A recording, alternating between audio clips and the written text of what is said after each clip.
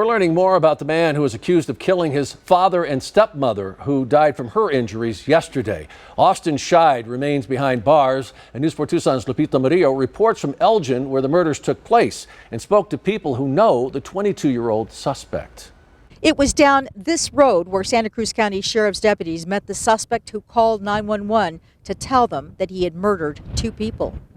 Sheriff's officials say when 22-year-old Austin Scheid was arrested, deputies found his father, 64-year-old Gregory, dead. His stepmother, Jamie, was rushed to a Tucson hospital where she later died. The first detail is that this is now a double homicide. The second detail: his residence was in Tucson. We executed a search warrant on that residence, and we found a journal that described the suspect's intentions to kill the 2 individuals that were in fact killed.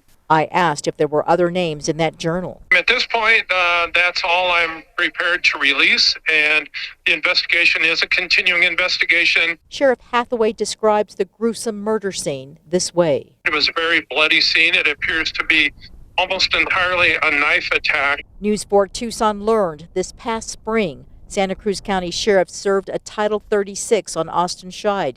That's a petition for the court to have him committed to a crisis center because he poses a threat to himself or the community. He was transported to a facility in Tucson. Also in May, Tucson police received a check welfare request from a crisis team saying Austin Scheid was a male in crisis. Abby Gonzalez tells me this doesn't sound like the person she went to school with. It's definitely out of his character. I mean, in school he was super sweet and he was always like willing to help the little kids. He was super sociable. He was super smart. She says he looked nothing like the mugshot. He had super short hair, nice baseball clean cut, always wore like nice t-shirts, button-ups, jeans, so it was just super out of his character, we feel like, for something like this to have happened. Austin Scheid is due in court next week. Reporting from Elgin, Lupita Murillo, News 4 Tucson.